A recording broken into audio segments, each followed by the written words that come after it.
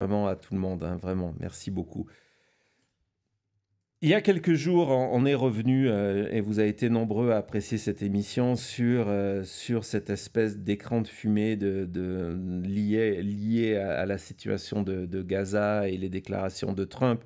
Et je vous ai démontré le mécanisme qui faisait que pendant presque 48 heures, c'est ce sujet imposé, qui arrivait de n'importe où, qui n'avait pas une actualité vraiment précise à ce moment-là, qui a été imposée par Donald Trump. C'est ce narratif qui a dominé à la fois la classe politique, qui a été obligée de se positionner pour ou contre, et surtout les médias pendant près de 48 heures. Et vraiment, j'ai encore vu que ce matin, dans certaines émissions politiques, et je pense que dimanche, qui est le grand rendez-vous, le matin, le grand rendez-vous des émissions politiques aux États-Unis, on va encore parler de Gaza. Donc c'est mission accomplie par Trump parce que pendant que l'on parle de Gaza, pendant qu'on laisse la place à ces idées de Trump qui sont balancées sans aucune réflexion derrière et surtout sans intention qu'elles deviennent une réalité. Je vous ai démontré ce qui se passait derrière.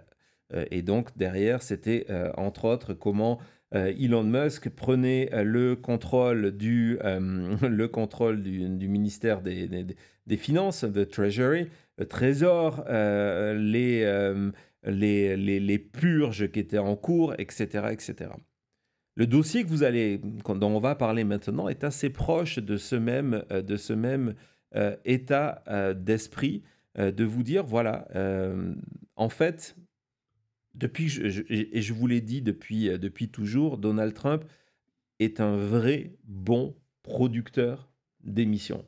Et je pense que ça vient pas que de lui, mais de lui. Il a un flair réel pour la manière d'occuper l'espace, de mettre en scène l'information pour captiver l'audience. On l'a vécu de 2016 de 2017 déjà, mais 2016 pendant la campagne, donc 2015 à 2021. On l'a vécu pendant les 2 ans de campagne où il a réussi à mettre en scène ses inculpations, en fait, Oui. ses problèmes avec la justice, qui normalement auraient dû terrasser n'importe quelle autre personne, mais parce qu'il y avait cette mise en scène et parce qu'il y avait une absence abyssale en face, parce que le système américain n'est encore une fois a prévu beaucoup de choses, mais n'a pas prévu Donald Trump. Donc d'un côté, vous aviez Donald Trump tout seul, et aucun démocrate venait au quotidien expliquer que ce qui était en train de se passer. Et on le voit depuis le 5 novembre, mais surtout depuis le 20 janvier, où il y a cette volonté de raconter un mandat qui n'est pas la réalité. Et il y a plein d'exemples. On aurait pu passer une émission de 6 heures sur le sujet, où il y a cette mise en scène des succès entre guillemets, vous allez voir, de Donald Trump. Et ce qui est grave, c'est que pendant longtemps, l'outil utilisé par Trump pour mettre en avant ses soi-disant succès, c'était sa plateforme, ça a été Twitter et puis c'est maintenant Truth Social, ça a été sa chambre d'écho habituelle, Fox News, le New York Post et également quelques élus comme Marjorie Taylor Greene, etc., etc.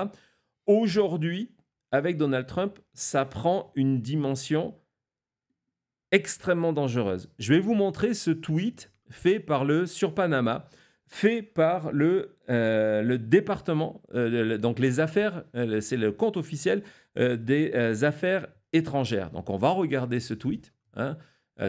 Voilà, Department of State, hein, c'est le compte officiel avec un visuel pour que on voit bien et pour qu'on puisse le partager.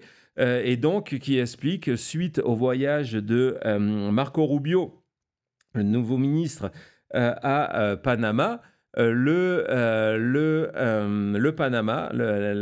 gouvernement de Panama a décidé que les bateaux américains qui transiteraient par le canal les vaisseaux officiels hein, du gouvernement américain, donc principalement l'armée, n'auraient plus à payer de frais de passage et que donc cela permettrait au gouvernement américain d'économiser des millions de dollars par an. Donc vous voyez, déclaration choc, photo pour illustrer, Department of State, le tweet est retweeté par tout le monde, de Marco Rubio à Elon Musk, pour avoir la plus grande visibilité. Et le lendemain, l'autorité du canal de Panama est obligée de publier un démenti. Voilà, le démenti est là, en expliquant que ce n'est pas vrai. C'est faux. Il n'y a pas d'accord, il n'y a jamais eu l'idée de dire, ben voilà, les bateaux américains ne paient pas. C'est une mise en scène. Hein, regardez, Thomas vous le souligne, it has made no adjustment to these fees, donc il n'y a pas eu de changement, de prix sur les frais de passage. Mais donc l'idée, c'est ça, c'est de montrer au quotidien les triomphes de Donald Trump. Et démontrer les triomphes de Donald Trump, un des sujets qui est le plus important pour l'élection de Donald Trump, c'est évidemment sa promesse de mass deportation, d'expulsion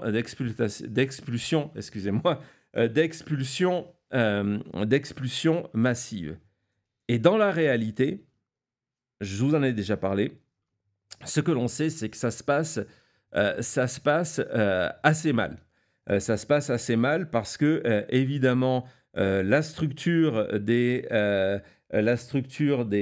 États-Unis ne permet pas cette expulsion massive. Les lois non plus. Hein. On est quand même encore, pour l'instant, on le voit avec Doge, on verra jusqu'à quand ça dure, un pays de loi. Et d'ailleurs, c'est bien de voir que des juges nommés par Donald Trump ont décidé d'appliquer la loi et d'aller contre des décisions de Donald Trump. Hein, petite parenthèse, c'est important de le dire. Mais du coup, vu que les résultats ne sont pas là, je pense qu'on a les chiffres, Thomas, justement, de ces expulsions, parce qu'il y a des organismes qui sont en mesure de surveiller tout ça, et on se rend compte qu'il n'y a pas plus d'expulsions sous Donald Trump, ça va arriver. Voilà, il n'y a pas plus d'expulsions sous Donald Trump que sous le président Obama. Hein, donc, ce n'est absolument pas ce programme que Trump a vendu en disant que ça serait la plus grand programme d'expulsion des États-Unis.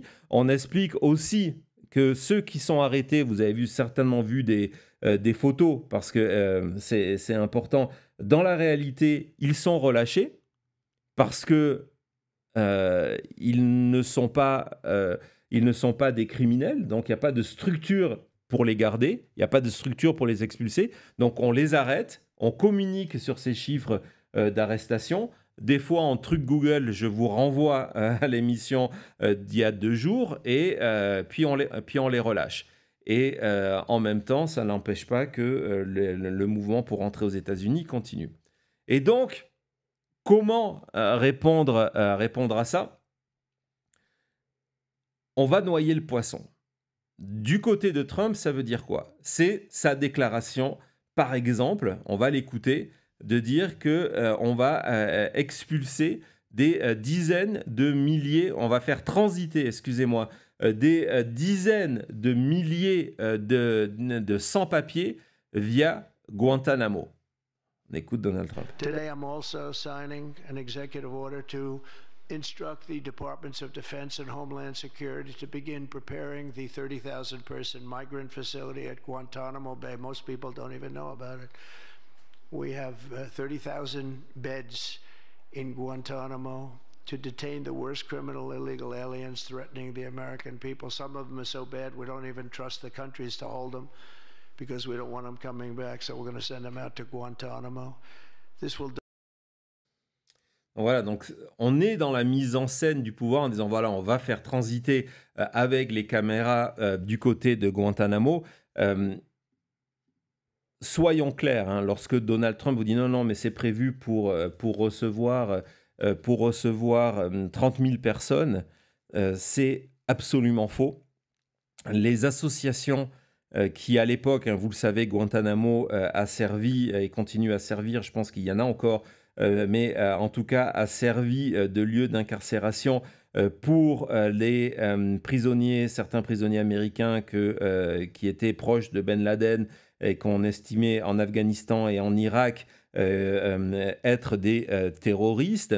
Et à l'époque, il y a eu, donc c'était sous George W. Bush, il y a eu énormément de journalistes et d'associations comme la Croix-Rouge qui sont allés visiter Guantanamo lorsqu'il y avait une centaine de prisonniers en disant mais les conditions sont horribles.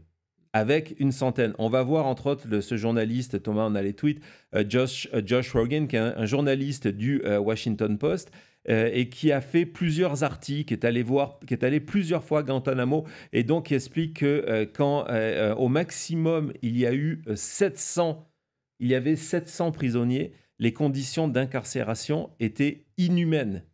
Inhumaines. Et donc là, l'idée de se dire qu'on va en mettre 30 000, ce qui est encore une fois un chiffre donné par Donald Trump. On ne sait pas d'où il vient ce chiffre. Hein. Ça va être un désastre sans nom. Vas-y Thomas.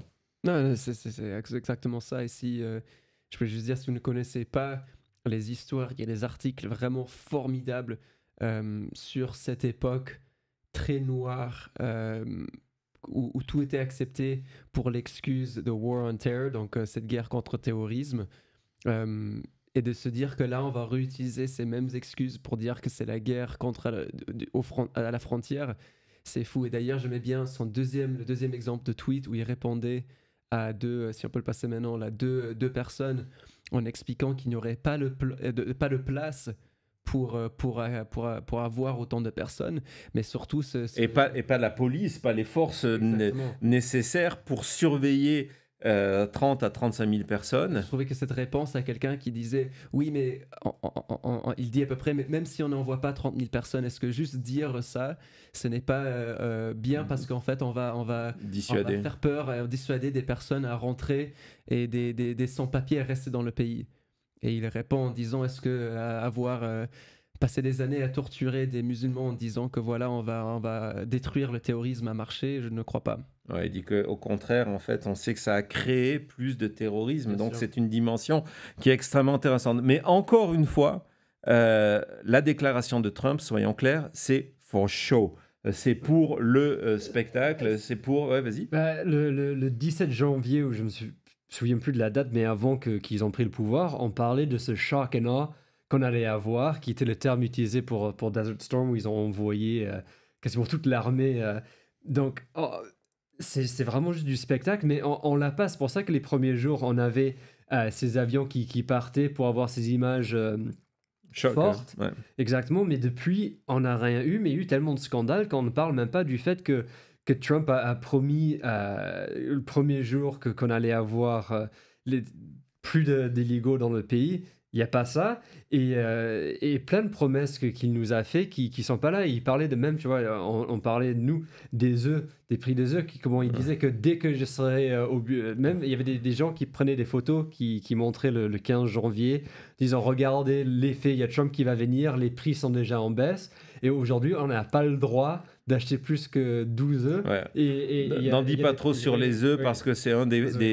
Non, t'as pas désolé. On en fera un sujet dessus parce que c'est effectivement symbolique de plein de choses. Mais tu as raison, il y a ce côté de promesses non tenues. Et donc, pour compenser le fait qu'il ne tient pas ses promesses, pour faire oublier tout ça, il y a la mise en scène, donc Guantanamo. Et puis, je vais te parler d'un autre concept de mise en scène, Cody, qui est la Ice Barbie. Est-ce que tu sais c'est quoi une Ice Barbie?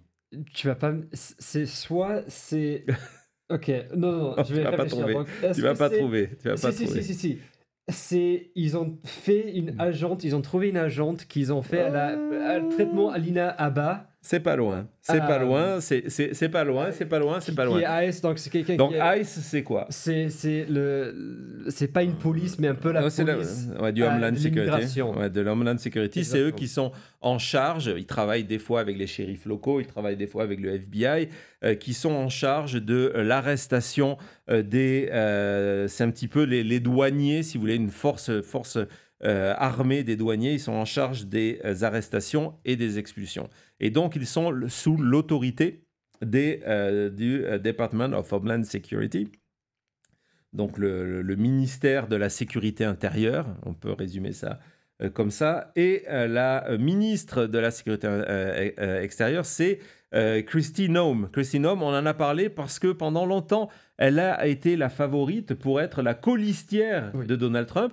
Il y a eu une montée en puissance. Dans cette montée en puissance, il y a eu l'écriture d'un livre parce qu'il fallait, c'est une étape obligée de montrer, regardez, on a réfléchi, on a une vision sur le monde, on a un véritable parcours. Mais dans ce livre, Kristi Noem racontait comment elle avait flingué le chien de ses, dont le nom m'échappe, le chien de sa fille. Ouais. De sa petite fille en plus. Et c'est ce qui a tué Kristi Noem, ses ambitions politiques. Finalement, ça a été J.D. Vance. Voilà. La dernière fois qu'on l'avait vue, c'était elle qui était à côté de Trump pendant ce meeting légendaire maintenant où il a décidé de juste chanter, écouter de la musique pendant 1h30. Ouais. C'était elle qui était là derrière lui sur scène, toute gênée à danser. Exactement. C'était Kristi Noem. On était dans la mise en scène. Et donc, Kristi Noem, en ce moment, elle est tous les jours sur les médias américains. Elle a hérité de ce surnom de Ice Barbie, Barbie comme une poupée. On va l'écouter, on va regarder une vidéo de Kristi Noem pour que vous compreniez, et vous allez voir après, on a des photos. Qu'est-ce qu'on veut dire par Ice Barbie? Elle était sur Fox News. Now, Kristi Noem, Secretary of Homeland Security. Secretary Noem, thanks for joining us. How soon will Gitmo be ready? We kind of floated this idea a couple of nights ago because obviously they had all the Haitian refugees there. But how soon will the facility be ready to take in these illegals? You know, it won't take very long at all. We already have some dangerous criminals there that are illegal aliens.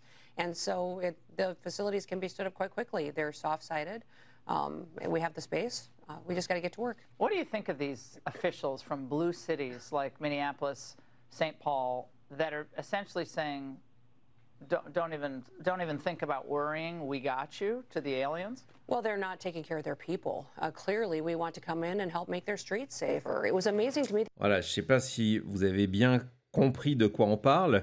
C'est une ministre qui passe à la télévision, qui est maquillée, qui a son brushing. Hein, on voit qu'il y a eu vraiment un effort de la préparer pour la télévision. Je critique pas ça, mais qui porte un uniforme au complet. On voit là, je pense qu'on a une photo, tu peux nous le mettre derrière, voilà. Elle a l'uniforme comme si elle arrivait de sur le terrain, qu'elle n'avait pas eu le temps de se changer. Donc il y a un contraste quand même assez fou dans cette photo. Et on voit, c'est l'uniforme et la casquette de la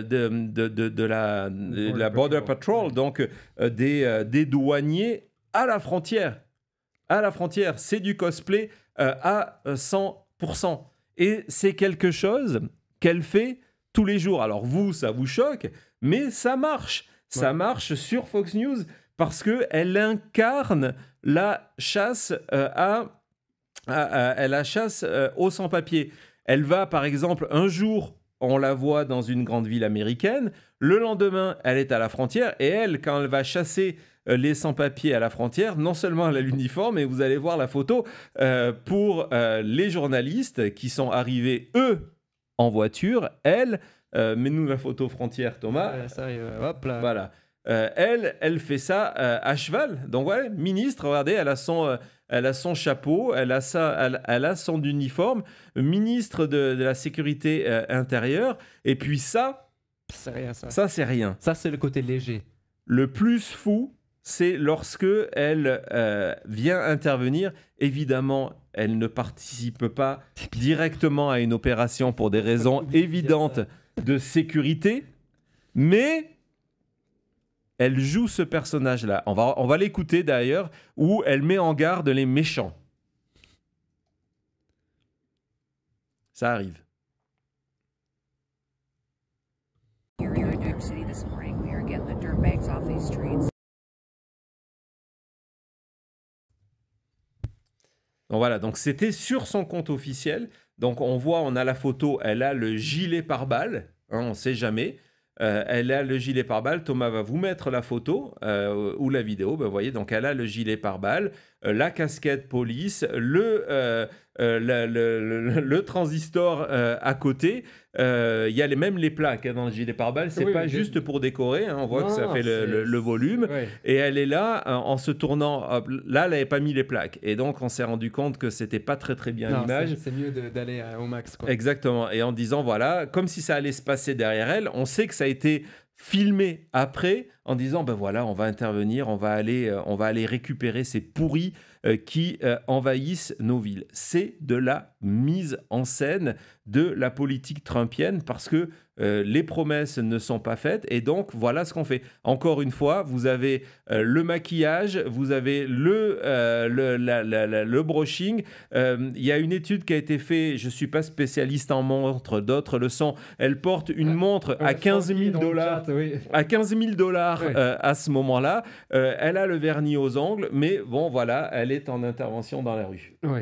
Donc, tu m'as dit qu'il y avait un très bon commentaire d'Isabella. Ah oui, Isabella, tu vois, si tu peux le retrouver, il est juste là en haut de ton écran. Celui-là. Ouais, bah non, elle a tué un chien et d'autres animaux apparemment. Mais donc voilà, c'est très bien vu.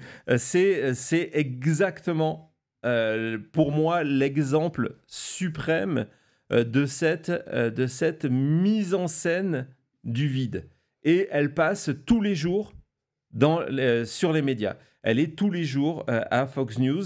Et elle incite, d'ailleurs, j'ai pas la vidéo à vous montrer, à d'autres élus républicains et d'autres élus républicaines. Je pense ici à Nancy Mace, qui pendant des semaines a fait le pressing au niveau des toilettes du Congrès pour s'assurer qu'aucun transsexuel allait venir dans les toilettes des femmes. Maintenant, elle aussi se met son gilet pare-balles et va participer à des opérations. Évidemment, tout ça filmé. Ce sont les trompettes des trompettes. C'est vraiment le cas. Merci. On parlait de toi. Ben, tiens, justement, et des montres. Merci Francky. Alors là, on a bien rigolé. Hein, on a bien rigolé. Tu vas retourner dans notre dossier de mise en scène parce que on va continuer. Ce côté de mise en scène, c'est aussi de rendre, de vendre du spectacle. De vendre du spectacle ou de faire parler de tout et n'importe quoi. Cody nous en parlait, Donald Trump a fait des tas de promesses pendant la campagne, maintenant il est confronté à la réalité. Moi je ne peux pas forcément lui en vouloir de ne pas réussir à faire baisser le prix des œufs. Il pourrait prendre des décisions, ça existe de contrôle des prix, il ne le fera jamais. Il y a une grippe aviaire en ce moment qui fait qu'il y a moins de production d'œufs aux États-Unis. Mais il avait fait cette promesse de faire baisser les prix. Et comme toutes ces promesses ne sont pas tenues, on l'a vu pour l'immigration, il faut occuper le terrain. Donc, on a parlé du Canada, on parle de Panama. Et par exemple, un des sujets les plus importants pour le porte-monnaie des Américains, ce sont les pailles. Oui. Hein, Donald Trump a la même obsession que Jesse Waters sur les pailles. Et donc, triomphalement, a annoncé le retour du plastique. Ouais. Regardez qu'il a signé donc un executive order la semaine prochaine pour arrêter les pailles en papier, back to plastic, le retour au plastique. Et donc ça aussi, ça occupe le terrain. Ça aussi, c'est de la mise en scène du pouvoir. Oui, j'attends avec grande impatience la première émission de Jesse Waters quand il va être là en direct à boire quelque chose d'une paille après s'avoir moqué. Il s'était pris à Tim Walz pendant la campagne de dire que c'est pas un homme de boire de la paille. Et là, On sait qu'on va le voir boire d'une paille, donc c'est juste... Ouais, mais une paille en plastique. Oui. Autre mise en scène de l'information pour s'en moquer, ce tweet de Elon Musk retweeté par le compte officiel de la Maison Blanche. Encore une fois, que Kristi Noem aille faire la Barbie Ice sur Fox News, c'est une chose. Là, regardez, c'est le compte officiel de la Maison Blanche qui nous montre Elon Musk dans le bureau Oval, hein, le symbole du pouvoir américain. Il est chez lui. Il est chez lui, donc c'est une chose, mais en train de faire le con avec une casquette géante MAGA. Il y a une deuxième photo qui existe de cette aventure-là où Trump, il porte pas la casquette, hein, il n'est pas allé jusque-là, mais Trump est là. Donc vous voyez, non, ce ne sont pas des photos générées par intelligence artificielle. C'est Tucker Carlson et Elon Musk à la Maison Blanche. Rose Garden. Rose Garden, exactement Thomas, à la Maison Blanche, en train je sais pas dire quoi, mais voilà, en train d'essayer de montrer que finalement, bon, le pouvoir n'est pas sacré, j'en sais rien. Il y a eu un moment où on critiquait Obama de parler si son costume était d'une couleur trop claire Ouais, je me pour rappelle être cette polémique. président. Ouais, pendant 3 jours, Fox News Oui. en avait parlé, et puis c'est revenu très souvent comme sujet, la tan suit, c'est ça. Ouais, le tan suit. Et là, il y a Elon en t-shirt et dans la méga cap. Ouais. Mais c'est normal. C'est... Je vais vous donner un dernier exemple de cette occupation du territoire médiatique pour cacher non seulement ce que l'on ne fait pas, et puis on va le voir, ce que l'on fait.